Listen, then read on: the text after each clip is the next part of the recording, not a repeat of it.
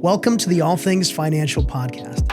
On this week's episode, we're going to be tackling the classic debate on whether or not you should rent or buy a home.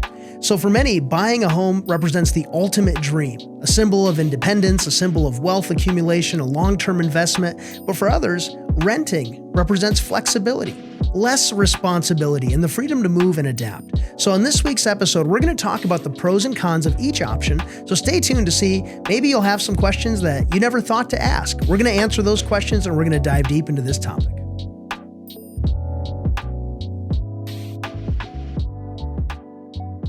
Welcome to All Things Financial. I'm Trey Peterson. Yelisey Coots. And our goal in our podcast is to help you win with your money so that you can win in your life. And today we've got an interesting episode because we're going to be talking about buying your home versus renting your home. And we're probably going to share some ideas that are not traditional, but work for a lot of people. And we're going to be talking about people that rent, that invest the difference versus people that buy and build up equity in their house. So Yelisey, let's jump in. So buying your house, the American dream. Apparently 65% of people buy a house, they own a home, compared to the rest of us who rent. And I don't know if there's a right or wrong answer. I mean, for me personally, when I think about home ownership versus renting, I think of HVAC, termites, mold, flooding, bats, interest rates, not necessarily interest rates, but homeowners insurance, HOA fees, all the things that you think of. And when I think about renting, I think about hot tubs and stress-free vacations. What's interesting is, if you were to ask most people, does it make sense to rent or buy? Historically, most Americans, their biggest asset is actually their home, right? Yeah. Outside of a 401k, like their largest asset is their home. And if you look at it, and you and I have talked a lot about this, a home is really more of a savings account than an investment, probably. When you add property taxes, insurance, right, you're fixing and repairing things, you're remodeling. At the end of the day, you'd probably be better off investing that money. But I think one of the things I think about that's maybe a non-financial issue is the peace of mind of not getting a notice that the place you're renting is being sold, having control over remodeling, a lot of things that you could do that you couldn't if you were renting. But from a pure financial standpoint, let's talk about pros and cons to each. Yeah, let's do it. I wasn't a homeowner until 2019. And I remember back in 2019, I was actually really nervous about buying at that time because I thought the market was going to collapse. You were waiting for the market to collapse, for interest rates to drop below 2%. Yeah, well, they eventually did drop below 2%, and that actually caused more growth in the housing market. But for us, we had just a very tragic, difficult experience in 2008, and I didn't want to repeat that. So for years I was going around saying, "Hey, it's about to collapse," because we're on a very long bull market at that time. Yeah, and of course, we've all seen what's happened since 2019. But having said that, I rented at the time. And for me, it truly was just like a stress-free experience to rent. And then going to home ownership and realizing hey, more than half of my payment is going to go towards interest, toward property taxes, homeowners insurance, and seeing how much homeowners insurance all by itself has increased over the last couple of years. I think it's up 30% for most people, which is just insane. Yeah, if you think about it though, real estate has gone up 30% or more over the last 5 years. So if you think about it, obviously, property casualty insurance had to catch up in case something crazy happens. Yeah, and I know it's different all over the country. I mean, there's places where, they're more likely to have a hurricane or some type of severe weather event, whether it's a fire or a drought or any of the things that you kind of hear about. And I know those things affect a lot of places. Most people don't consider Minnesota as one of those places, but Minnesota is. We get a lot of hailstorms in this area, and I think that's affected a lot of our insurance premiums, here. Yeah, I think when I think about renting versus owning, it's funny because the home that I grew up in, you're crazy to not buy your house, right? And one of the things that we know is that there's a lot of young, successful people and even older that they're kind of in that small percentage of people where they rented, but they invested the difference. Mm-hmm. And I think that there are a lot of ways to become successful. There's a lot of ways to be wealthy.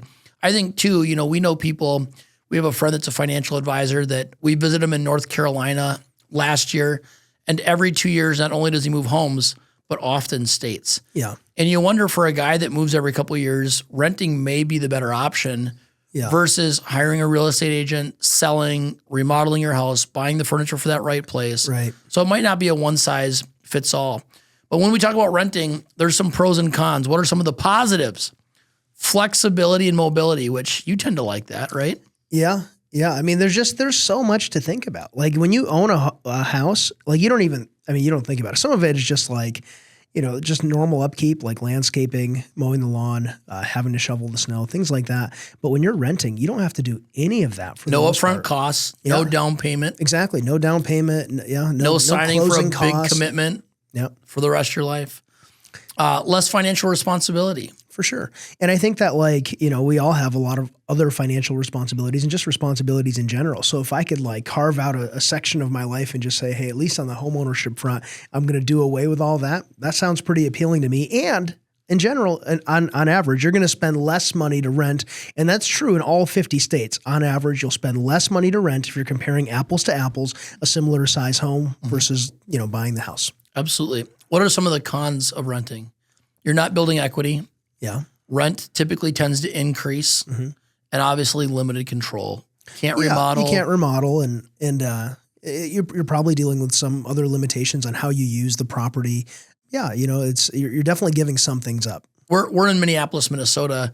Here, it seems that in most areas it makes sense to purchase, but what about for areas that real estate's really expensive? You're in California. You're in some of these areas that maybe the income hasn't caught up to the housing. That's true. There's a lot of areas that are affected that way, sometimes for periods of time.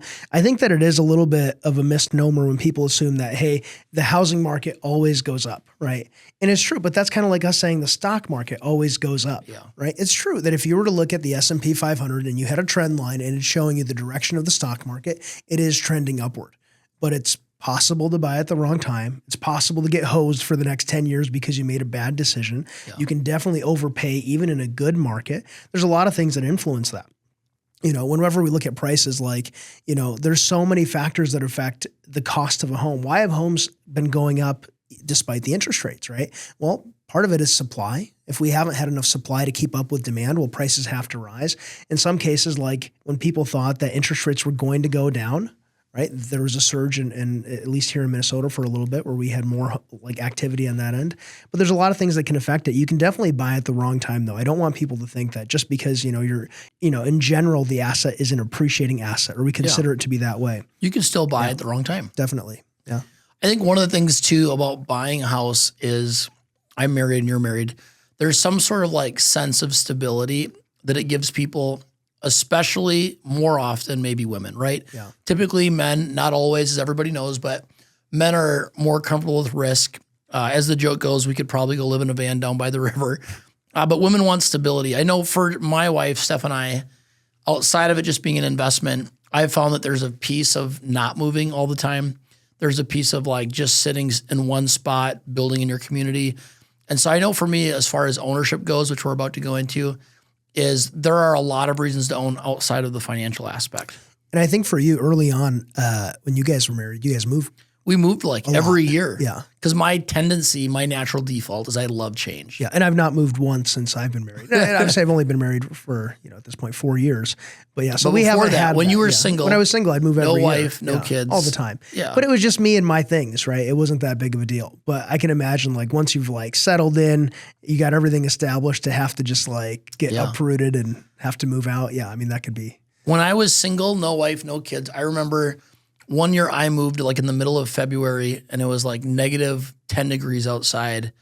And I was just determined I was going to move that day.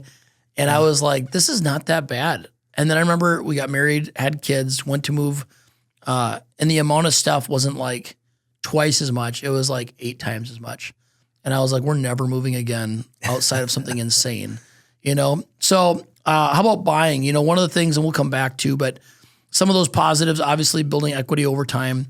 The other thing that, that we talk about is it's not just buying a house, it's being thoughtful. What do they say in real estate? Location, location, location. But also having knowledge of are there new things going up in your city? Are there neighborhoods that are getting the wrong people in them? There's some thoughtful things to think about. And that's why one of the things I recommend to people is when you hire a real estate agent, don't just hire your family member or friend that sells 2-3 houses a year. Right. Go with a professional because that person isn't just helping you find your home. if they're doing a great job, they're actually help you find a great investment.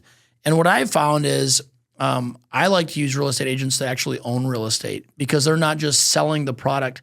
They believe in it enough that they're investing in it. Yeah. They've done some research on their own of where to buy, what to look for, et cetera. Yeah, I think that one of the biggest advantages to buying, and this is assuming you bought at the right time. Like I bought in 2019 when COVID happened and interest rates were lowered to deal with the COVID emergency. Yeah. I have refinanced during that time. Yeah. So, most people, 90% of people lock themselves into a 30-year mortgage. Under 3%. Under 2.5 maybe. But most of them are in a 30-year fixed mortgage, not a variable rate mortgage. Right. And if you do it when interest rates, for me, for example, I'm at 2.85%. That's my interest rate. Like, it doesn't matter what happens. Of course, property insurance, that has gone up and property taxes have gone up. But overall, my payment has been pretty stable for, and it all has to do with when I bought in. So that makes a big difference. You have that stability of payments versus, rents can fluctuate all over the board, right? Right. If there isn't enough housing, rents can go through the roof. Well, and if you can have fixed housing, one of the things that tends to happen is as you develop skills and as you grow, your income grows, right? Mm-hmm. And so a lot of times, one of the things that I'm a big believer in is purchase a home that maybe you're stretching for a little bit. Because what you'll find is in the next 2-3 years, it'll be easy for you, right? Mm-hmm. I recently had a conversation. I was teaching at an event. There was like 250 people, and I was talking about how do you create wealth. And in the middle of the event, this guy came up to me, really sharp. He and his wife are in their mid-30s. And he said, "Hey, can I just ask you a question?" He said, "I listened to your talk on how to increase your income, how to grow your wealth." And he said, "But one of the things I'm trying to figure out is," he said, "I think we pay too much per month for our household rent or our household mortgage, property taxes, and insurance." And he goes, "How do we decide if we stay, or is there a reason to downsize and rent for a season?" And my first response is, there's no way you would go from home ownership to renting. But I thought, you know what, I'm gonna dive in and ask some more questions first. And I said, "Well, let me ask you something." I said, "You don't have to tell me your income or your mortgage." I said, "But what percentage of your income is your mortgage every month?" And he said, "I've never calculated it." And I said, "Well, I'm not in a hurry." I said, "Let's calculate it together." So he pulled out his cell phone and he pulled on the calculator. And when he looked it up, he said, "Our mortgage, property taxes, and insurance, because they escrow, is 54% of our income." Jeez. And I said, "Man," I said, "that's not something you're probably going to grow into overnight." I said, "Your mortgage is too big." And I said, "You're never going to have fun money. You're never going to have peace." And I said, "I strongly recommend downsizing." I said, "Could you downsize and go to something smaller where your payment is 25 to 30% of your take-home pay?" Yeah. And he goes, "No, we've only been in this house for a few years. To be honest, we really don't have any equity." And I said, "I almost never recommend this." I said, "But I think selling your house, going and renting, downsizing for 2 to 3 years could be the best thing that happens to you as long as you and your wife commit to purchasing something within 3 years once you kind of get things back in order." And so one of the things Dave Ramsey talks about a lot, I know we probably agree with 80% of his principles, is that your mortgage should not exceed 25 to 30% of your take-home pay. Yeah.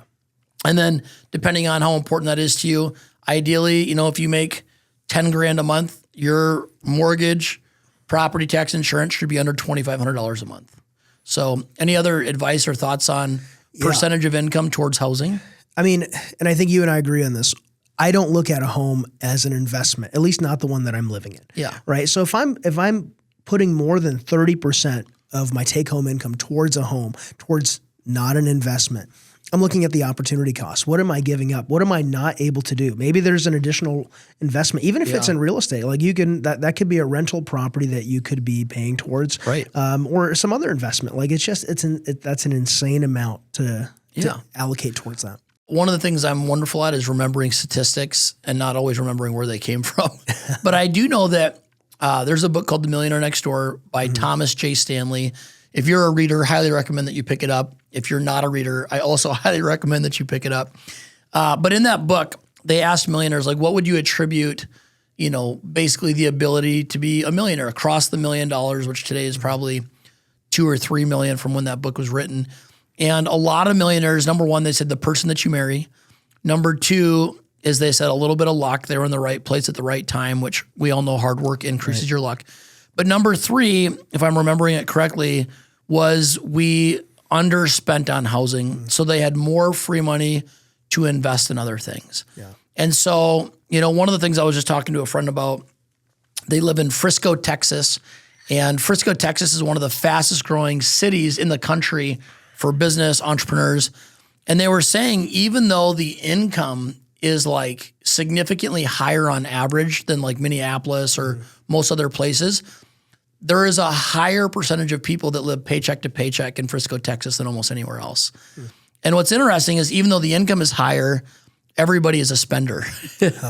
And so one of the things I was telling some friends, I just said, hey, as your income grows, if you still keep to where you purchase a home now that it's only 25 or 30% of your income should grow where your mortgage is now 15% of your income, 10% of your income. And that gives you the ability to invest in other things. The other thing that people often don't consider, like if you stretch and you buy a property that's just a little bit outside of your price range, anytime there's some type of financial emergency that takes place, it's kind of like, having a German luxury car compared to a Honda. Yeah. Like, sure, maybe you were able to get into it, but what about maintaining it? And that's what everybody doesn't think about. Like like a roof on a home that's, twice the cost of another home. You can only imagine what that might cost. And that's true, like all the way down the line.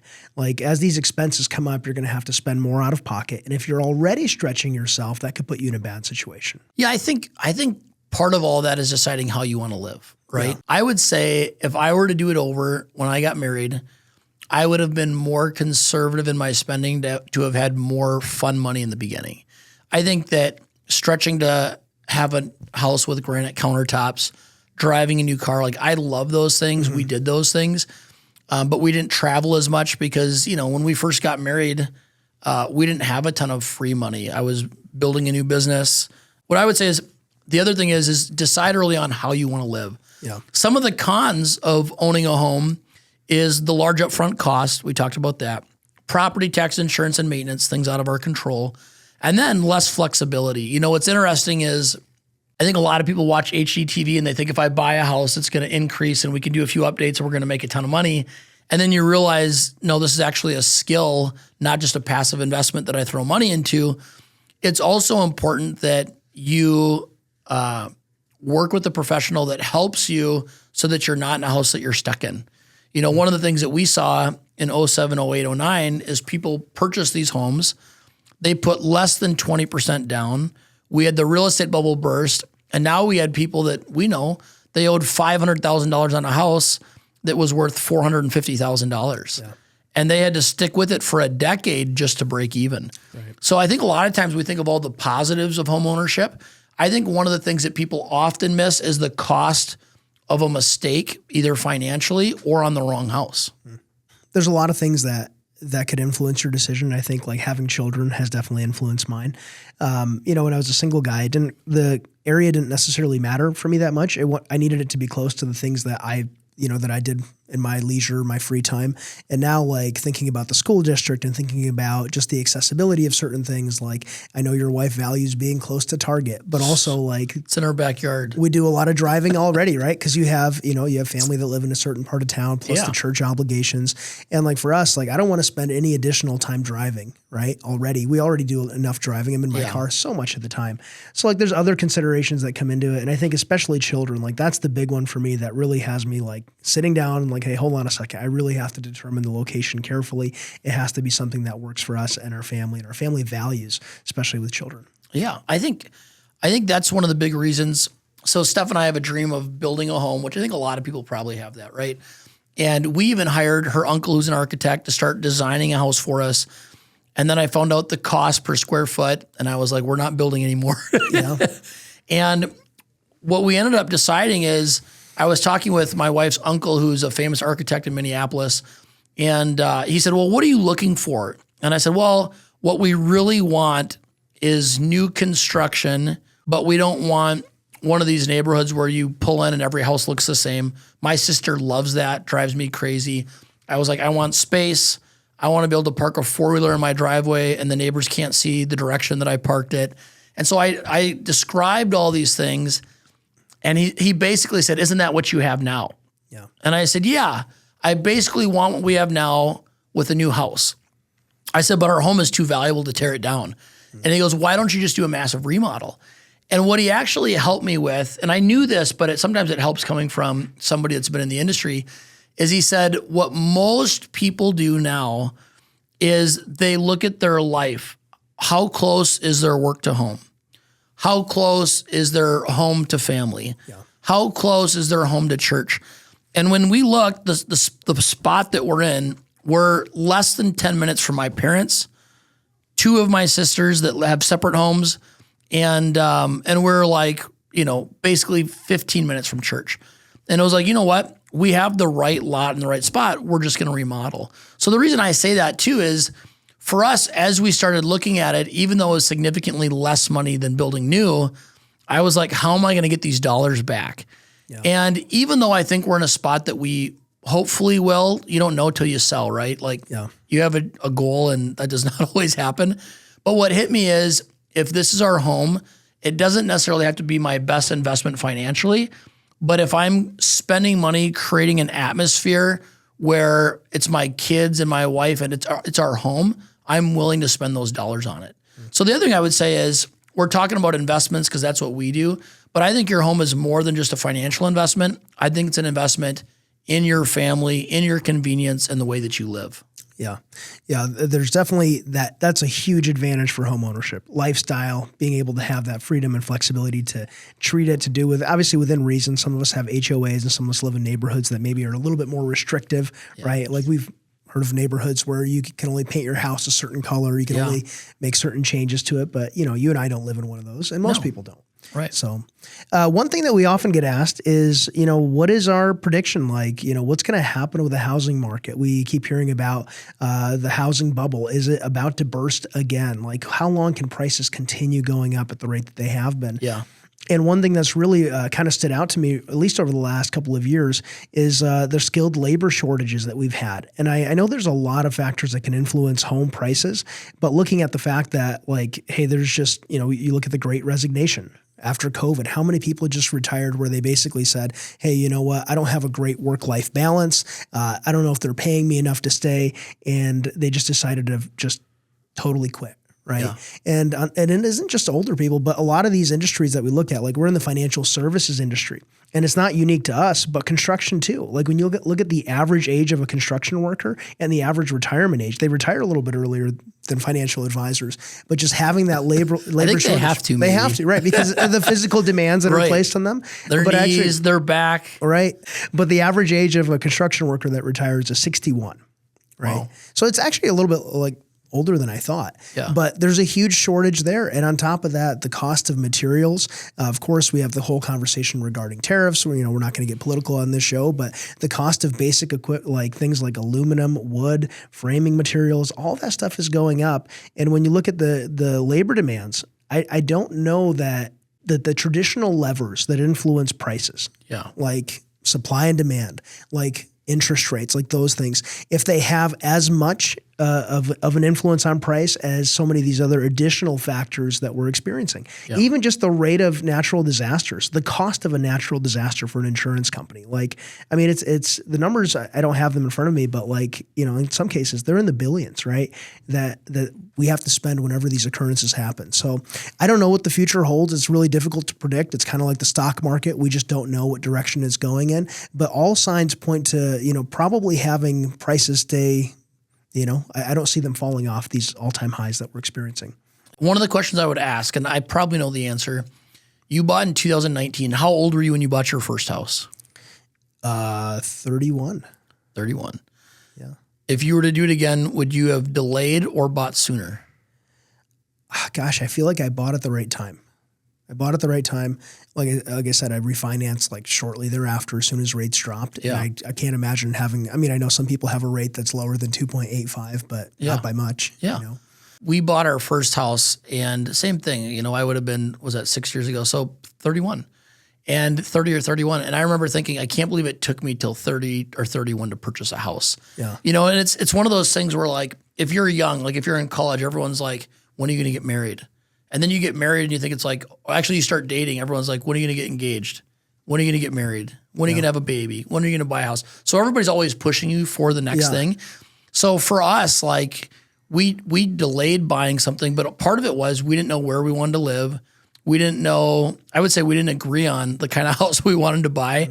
When Steph and I made a list of what we wanted in a house, I basically decided that we were probably going to have two different houses because I wanted land and I wanted to be 30 minutes out and she wanted to be close to everything, you know.